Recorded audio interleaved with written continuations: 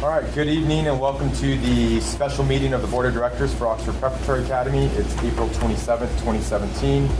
Call the meeting to order at 5:32 p.m. The meeting location is Oxford Preparatory Academy, Chino Valley Campus, 5862 C Street, Chino, California, 91710, with two teleconference locations, Oxford Preparatory Academy, South Orange County Campus, 23000 via Santa Maria, Mission Viejo, 92691, and Oxford Preparatory Academy, Saddleback Valley Campus, 22882 Lamont Drive, Lake Forest, 92630. The public, including public attending a teleconference location, are invited to address the board regarding items listed on the agenda. Comments on an agenda item will be accepted during consideration of that item or prior to consideration of the item in the case of a closed session item. Please turn in comment cards to the board secretary prior to the item you wish to speak on. Roll call. Ms. Harper? Present. Mr. Diaz? Present. Ms. Adley? Present. Ms. Garner? Present. And Mr. Rest.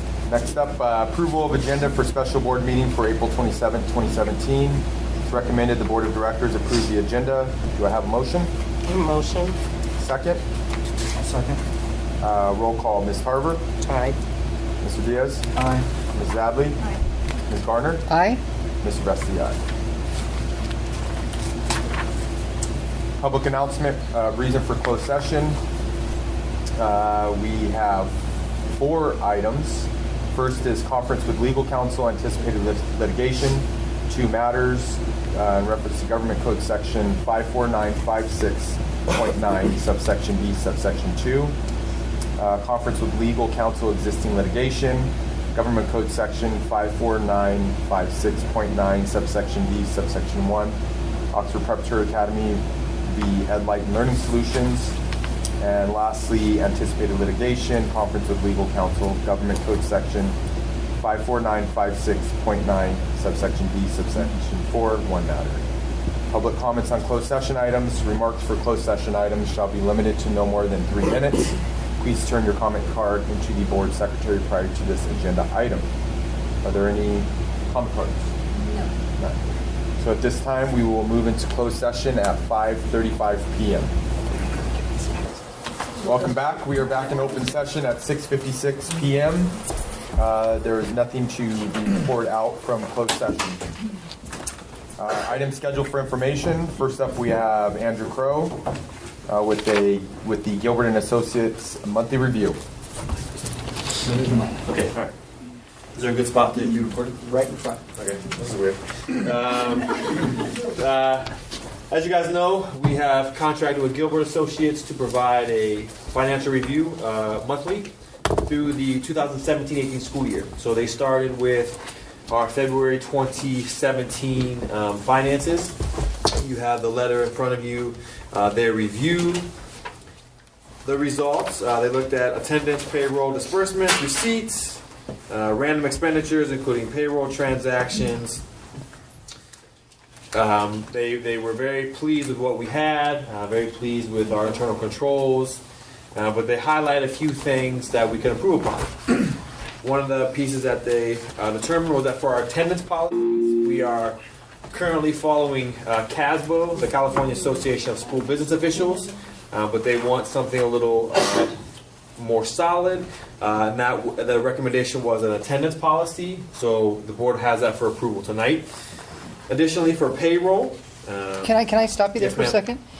I understood that the attendance is also more current, the policy. In other words, that it's a process that I think that all the schools are supposed to go to. Yeah. And some have and some haven't. But this will actually put us where we should be. Am I right? Yeah, we'll highlight that a little bit when we go to the attendance policy. Okay, got it. This puts us on the front edge of what's Okay. happening. Yep. Okay. Same with the payroll policy. There was informal payroll policies in place where administration, executive director, managing director would approve payroll, but there was no formal policy for it. So now we just codified what is done to ensure that payroll is accurate, and you'll see that for approval tonight as well. So I thank the board for being responsive to Gilbert Associates review and considering these items. The third piece for disbursements, that in addition to looking at random expenditures, random checks and balances, they reviewed our fiscal manual, and they recommend that The manual will be updated to reflect the current procedures for disbursements in conjunction with Charter Impact, our financial services team, for the initiation, authorization, and approval of disbursements. We've done that in pieces where we updated the purchase order form with the different amounts, who's responsible for it, our coordinator of business services, myself, Mrs. Pascal, Mr. Vesti. But what you'll be having at the next board meeting will be an updated fiscal procedures on disbursements. So by May 4th, we will have addressed these 3 items from Gilbert Associates. From Gilbert Associates. They have started their review of March financials. We should have that pretty quickly. One of the things that we are going to give to them is our updated policies. So they asked for any updates. So their March letter will be able to indicate that February we identified these places to make stronger, and then in March they were made stronger. So that's a very positive piece for us. And again, Gilbert Associates will be doing this every month. And the current contract until the end of the 17-18 school year, and we have asked a representative from Gilbert Associates to go to state to present their findings. So we're hoping to have the March findings in addition to the February findings, and have a third party verify our finances. Now, are we submitting the February findings to state? And when are we doing that? You want to share with the submission for the Gilbert pieces? Let's go into Christy White first. Okay, so we'll do both, and then we'll share because they're both tied together. This one and the next one. Okay. Yeah. So okay. So finishing. So any other questions on the Gilbert Associates? Okay. So the new one is Christy White. Both of these have been submitted to California Charter School Association as well as legal counsel, and then these will be provided in our packets to the state board members early next week. So our deadline for the state submission is next week, so these will be provided to them formally. They've already been provided to our lobbyists at CCSA. The Christy White engagement letter, this is in reference to the Advisory Commission on Charter Schools, their recommendation of having a third-party verifier of our FICMAT progress. We reached out to the FICMAT team once again and asked for if they would be able to come out and complete their update. They would be unable to do that in that short period of time. They would not be able to turn that around. They referred us once again to School Services of California, and School Services of California indicated that they would not have the capacity or the time to complete it, but they recommended a list of auditors who are local to us, who would be able to provide the services, and on that list was Christy White. We contacted all of the firms, and Christy White was the only one who told us they would be able to do it. So we contacted them on a Friday. They were out at the campus on a Monday and Tuesday, I believe. So far, Christy White has interviewed myself, Mrs. Pasco, Mr. Vesti, Ms. Adley, and they've reviewed, they've also talked to Charter Impact. They have also reviewed checks, our fiscal policies and procedures, and they will be talking to our 3 authorizers to understand transparency and what our accounting looks like. You see in your scope, the first 2 pages are the scope, the final 3 pages are more the contract. They will be looking at the 7 FICMAT areas, from lack of internal controls all the way down to failure to respond to all inquiries regarding financial records, and they will rank us 1, 2, or 3. If we get a 1 in an area, that means we have implemented the corrective actions stated within our recovery plan, which has been provided to them. A 2, that we have not yet implemented the corrective action, but we are making an effort to address the area of concern. And 3, that we have not properly addressed the concern and we have no plans for the corrective action made. I think we've all been living with the FICMAT for a long time and the recovery plan, so we feel pretty confident in the efforts that we've made. But again, any feedback from Christy White on things we need to shore up, I'm sure we will be able to do. Christy White, the firm, is looking to have our draft to us by May 5th, which I know is cutting it very close to the state. That's not a lot of time for board members to look at it. The draft on May 5th, and then the final report right around the state board meeting time. And we again have asked Christy White and Associates if they would go to state to present their findings. Once again, this has been submitted to legal counsel. This has been submitted to the CCSA, and will go in a formal packet to the state board members next week. Just the scope, not obviously the findings of the report. Because her scope of engagement says that they're going to submit a written report directly to the CDE Yep. no later than May 11th. Correct. So that was the drop dead date, and it was a very ambitious plan to even get us a draft by May 5th. Yeah. So in our talks with them was we want you to be as impartial as possible and submit directly to the CDE so that there's no interference with us. That we'll have a copy of it as well, but that we're not able to give it to us and manipulate it potentially and give it to the state. Yes, sir. Any other questions on the Christie White component? Can I go back to Gilbert and Yes. Associates? Okay, thank you.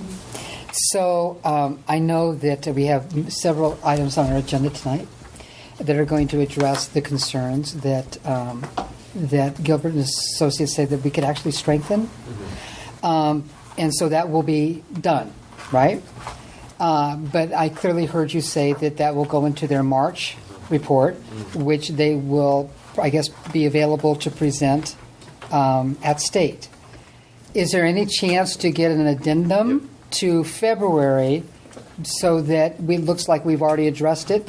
So we have asked that if the March letter will indicate the changes. If the March letter is not available to us in a timely fashion, that they do put an addendum that identifies that we have approved these.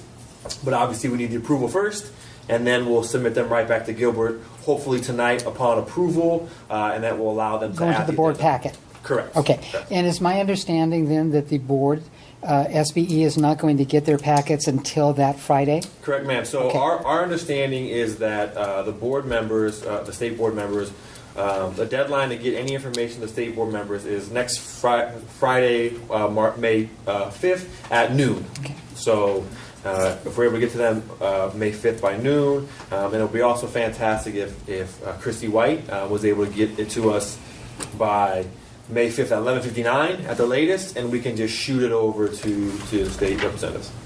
Well, excellent job. I mean, there's just no give up in you, and it showed. This was not an easy feat by any means. It takes a lot of time, a lot of traction to get these auditors to do something for you. And the fact that you were able to turn it around so fast, Andrew, thank you so much. Thank you, guys. Great job. Thank you.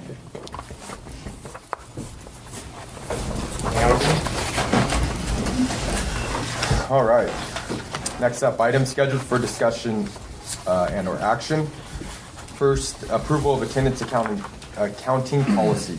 The Oxford Preparatory Academy Board consistently updates policies to ensure they are current and in compliance with all applicable laws. Attendance accounting is required to ensure students meet compulsory instructional minutes and determine the average daily attendance for which charter schools receive funding. We're going to have a presentation by Andrew Crow. Stay right here. Thank you to Mrs. Garner for teeing me up for this. This attendance policy puts us at the forefront of schools actually having a policy for ADA, for an unduplicated account, which I'll explain in a minute, as well as for our attendance tracking. So we have an attendance coordinator who oversees all the campuses.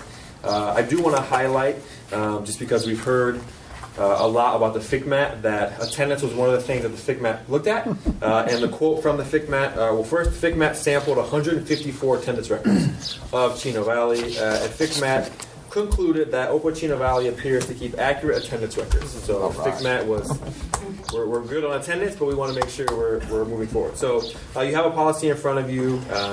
You'll see some education code around what attendance is, how you track it. Just an update for any parents who are here. For a calculation of state apportionment, the ADA is different than the enrollment, right? We might have 1,226 kids, but ADA is calculated by the total number of days that kids came to school, divided by how many days of school there are.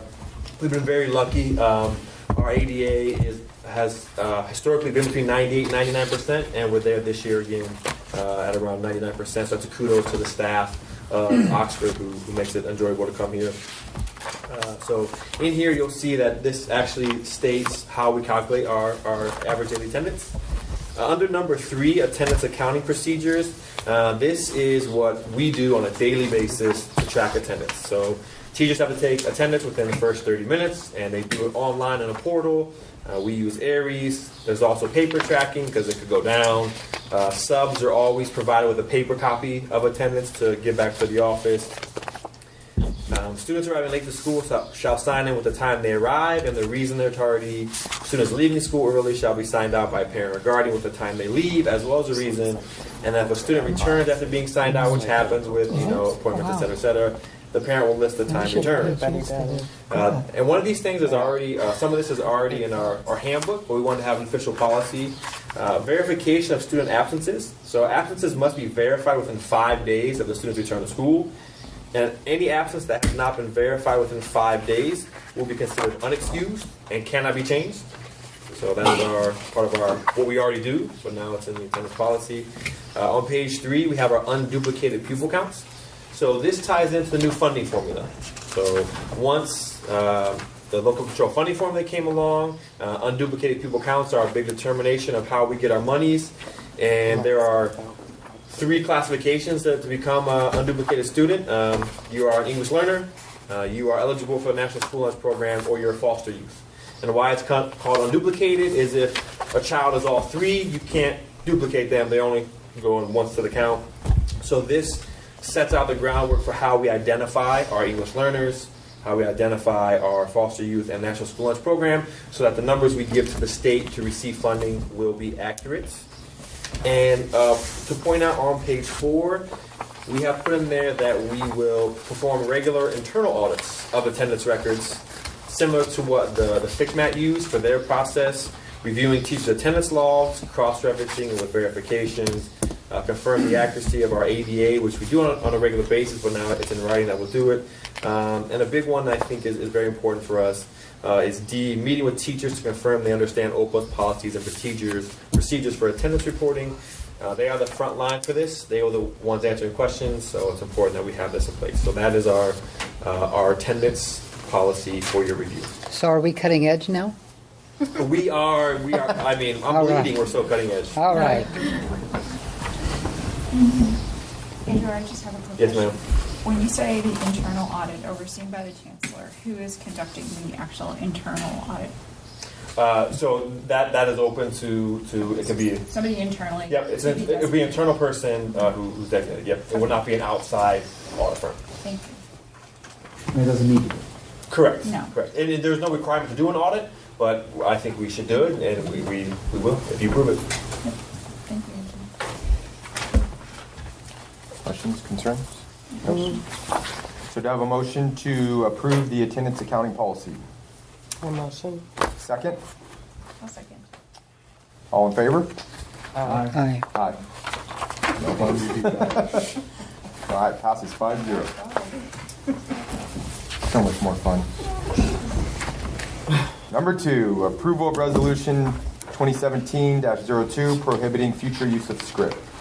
As part of Oxford Prep's ongoing commitment to transparency and in keeping with the Board of Directors' fiduciary duties, the Board shall consider adoption of resolution 2017-02, which reiterates that Oxford Prep will not engage in the purchase of fundraising script for use by its employees, Board of Directors, or any school programs. Next.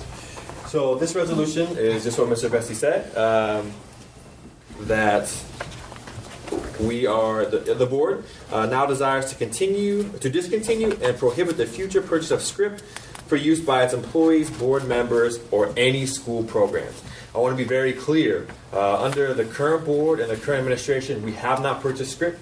That has not been a process, has not been something we have done. But this actually makes it a resolution so that it's board approved, that we will not purchase any script. We cannot do it for any use.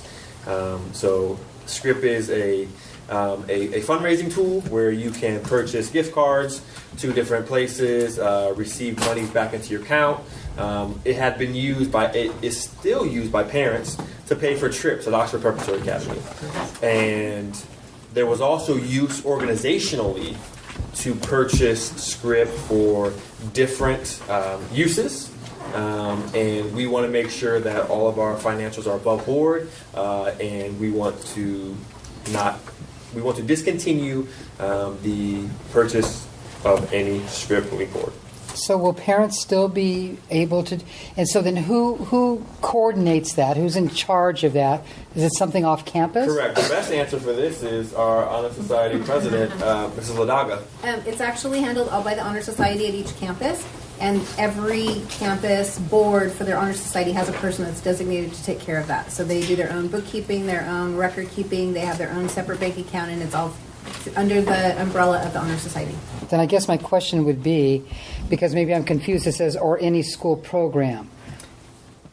In the past, they would actually the Oxford Preparatory Academy would purchase script from the Honor Society and use it for Champion Village or other departments to use, and then that money would go into an account that was for the Oxford Preparatory Academy to use, because there's a rebate that comes with the use of script. Okay. So this policy is only saying that the corporation is not going to be able to purchase it. Parents will still continue to use it, and it's solely for the use of to pay back money spent on trips. Right, and I want to make sure that we protect that. I think that's really important. But again, my question is, if it says or any school program, doesn't a school program coordinate it for the parents? We have a separate 501. It's separate. We have a separate 501. Ah. You're completely Okay. autonomous from the corporation. Okay. And it's actually not for programs. It's for travel. So there's no tie over. The verbiage doesn't preclude. Correct. Okay, so- Legitimate use we want. Correct. Correct. All you're saying is that you, Yeah, they're totally separate. You cannot purchase Yeah. it. It doesn't reference parents at all, and the parents are the only ones that are purchasing it at this point. Then. This just directs that no staff members can purchase. We can't purchase it. You guys, nobody can purchase it. So that means a parent who's also an employee, right, and they have children here, they will not be able to purchase it? See, that's... My understanding was that they still would be able to, but it's a personal account, personal check, personal Okay. funds. There will no longer, the Honor Society will no longer accept purchases from Oxford Preparatory Academy, Okay. and Oxford Preparatory Academy will not be able to initiate purchases. Okay, thank you.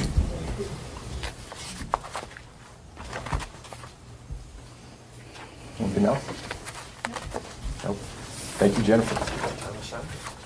So I have a motion to approve Resolution 2017-02. Make a motion? Second? All in favor? Aye. Any opposed? 5-0.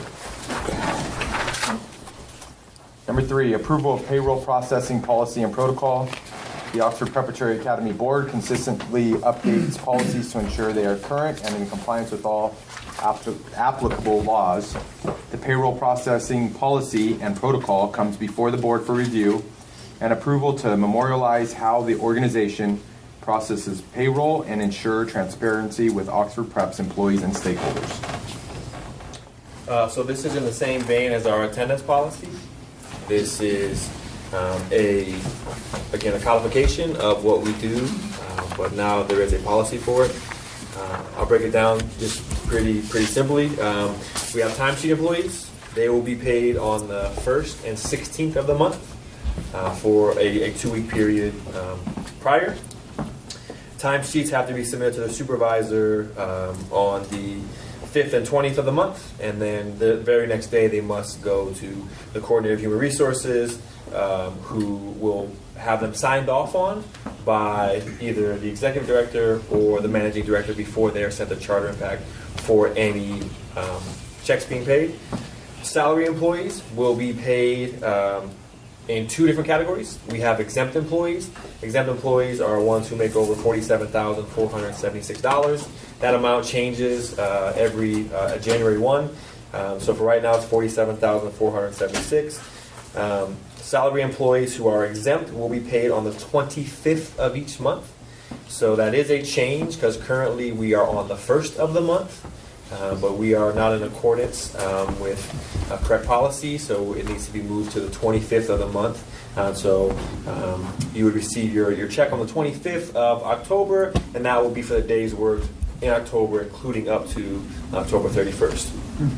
Non-exempt employees who are on salary. That means they are salary, but under that $47,476 threshold, will be paid on the 1st and 16th of the month.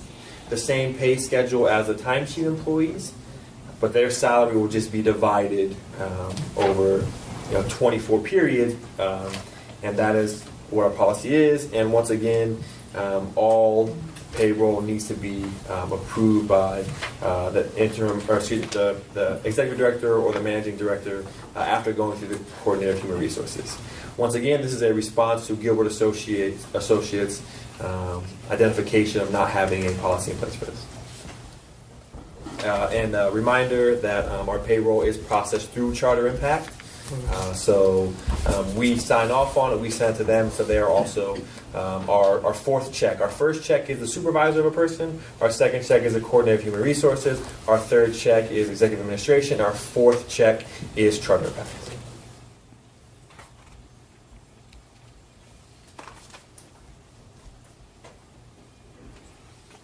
Any questions? Questions? All right. So do I have a motion to approve the payroll processing policy and protocol? A motion. Second? I'll second. All in favor? Aye. Opposed? All right, passes 5-0. Number 4, recognition of school advisory council formation at Chino Valley, South Orange County, and Saddleback Valley campuses.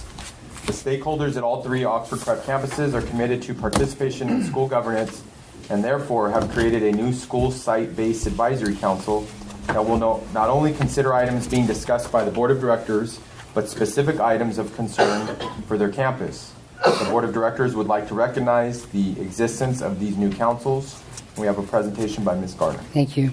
On April 18th, the Governance Committee, which is a board committee, it's a standing committee, met with input from all 3 campuses regarding the advisory councils. It's really important that everyone understands this is not a board committee. This belongs to the stakeholders. This belongs to the parents, the teachers, and the classified staff. However, and thanks to Mr. Diaz, who played a very key role in this, as a member of the governance committee, we wanted to be of assistance to them, because coming up with a whole organization and coming up with it as quickly as we wanted to see it happen, because we wanted to have it in place for the new school year, we had to, I think they needed a little guidance. So when we met on the 18th, we had a template that we worked from, and together we built an entire advisory council. The exciting news is that nominations are going to launch on Monday. Thanks to the help of Rachel, she's created a beautiful, beautiful package. They will be able to submit applications for it 3 ways: online, by downloading something and filling it out, and then sending an email, or delivering it in person. They're going to have an opportunity to put a 100-word candidate statement with their picture, so that everybody will know who they're voting for. And then we're going to have a week of voting, and we'll have that all out there after we get through the nomination process. So congratulations to everyone. I think that this is going to be very important for the board to get the pulse of the community and what you're thinking. It's to make recommendations, obviously not to make decisions, but to make recommendations to us. So I think we're definitely moving in the right direction. Thank you so much for doing that. And just so there's no misunderstanding, that we still are in the future going to be opening up board positions. So this is not in place of. So all 3 campuses know that we're still moving forward with that, but this is also just another step to get the already involved parents even more involved, so that we, all 3 campuses, their voices will be heard and no one's left out. Right, and each campus does get their own council. Yes. And it's an organized voice, because they will be coming forward. That's correct.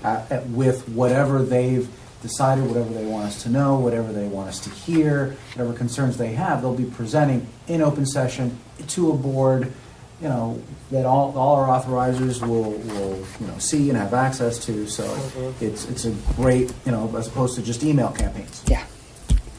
I think it's exciting if you say who's on the advisory council.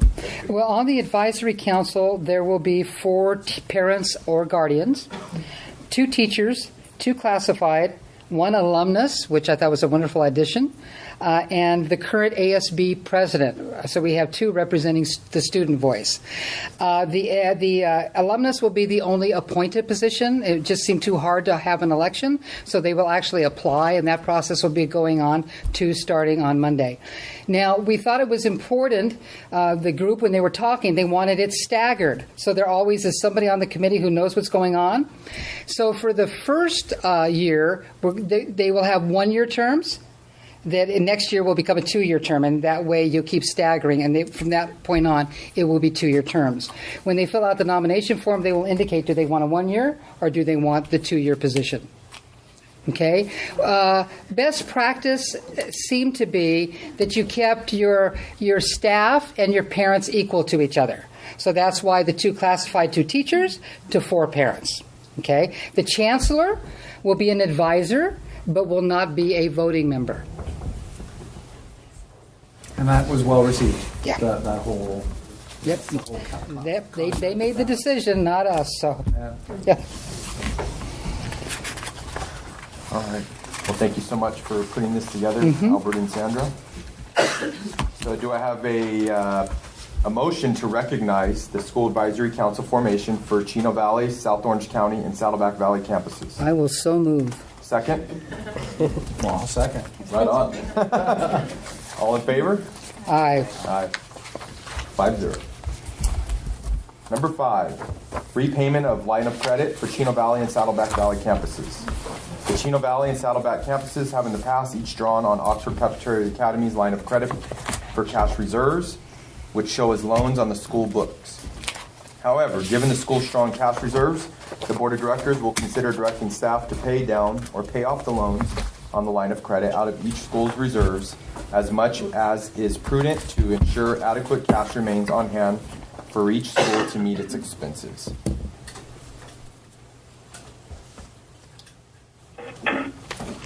All right. And we're going to have a presentation by Mrs. Pasco.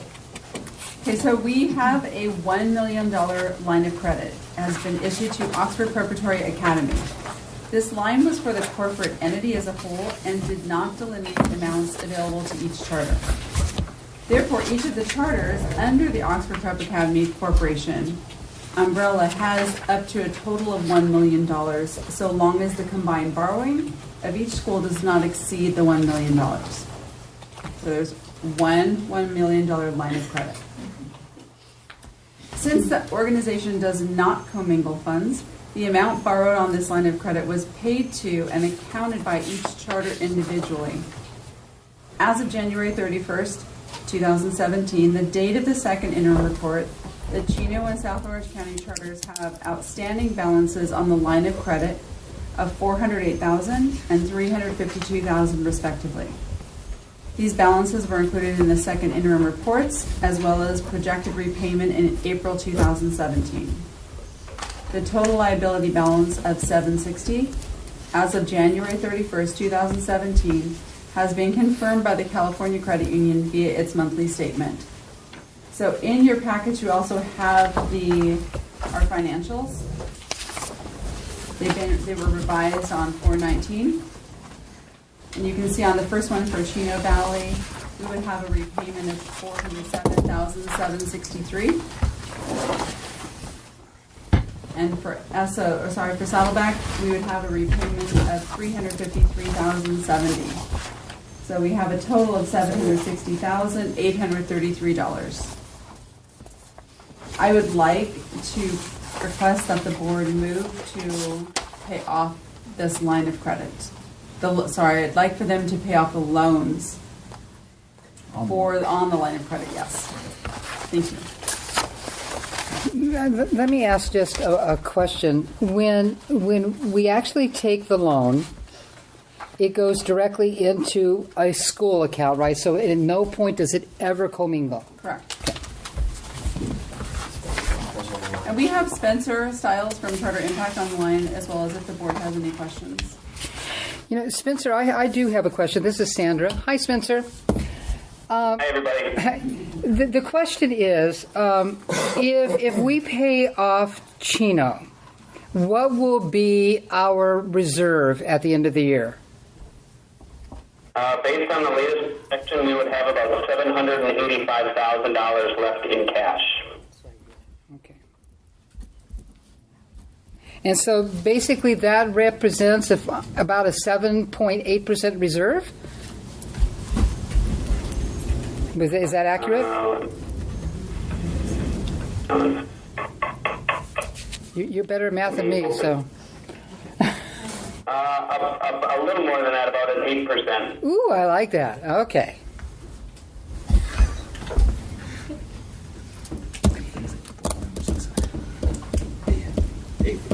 One thing, if I could point out to the board as well, when we prepared the very first financial projections and the budgets for all three schools, we did include the full repayment on this line of credit in all of the projections, and have also been taking that full repayment into account while preparing the budgets for next fiscal year. And so, based on the draft that we have as of today, neither Chino nor Saddleback should have any sort of cash flow shortfalls, which would require the loan balance to stay, or the line of credit balance to stay in place. And so repaying these funds now would definitely be the prudent thing to do, as otherwise the school is incurring interest charges on the outstanding balance until they are repaid back down to zero. And what will Saddleback Valley reserve be at the end of the year if we pay off their amount? Based on the March projection, $20,000. 820,000. 800 after payment. Yeah. Okay. Yeah, I think haven't we looked at these? Obviously, Saddleback Valley is a new school, right? So we have a lot of different needs there with Saddleback Valley. But with Chino, we've gone in and taken a look to see what did they draw this money for, right? And we can't find it. Basically, this money is still sitting there. Correct. Right? So it's not our money. So I think it makes absolute sense to go ahead and pay it back. And I'm very happy that we weren't able ever to determine why they did it. Who knows what they were thinking, but yeah. Yeah, I personally, I favor paying both back. I think everyone's just excited to pay this off. Yeah, I think it's already been factored in and things we've already approved, so it's just, let's pull the trigger. Stop paying interest. Yeah. Yep. Stop paying interest. All right, so then do I have a motion to approve the repayment of line of credit for Chino Valley and Saddleback Valley campuses? So I'll make a motion in consideration of our reserves and our cash flow. I will make a motion to pay off both Chino and Saddleback Valley campus loans on the line of credit. Can I have a second? A second. All in favor? Aye. And no opposed. That almost feels as good as my own bank account. All right, last but not least, need a recommend or a motion to adjourn the special board meeting for April 27, 2017. I'll make a motion. We got our first and second. There we go. All in favor? Aye. No opposed. So the meeting is adjourned at 7:32 p.m. Great job, people.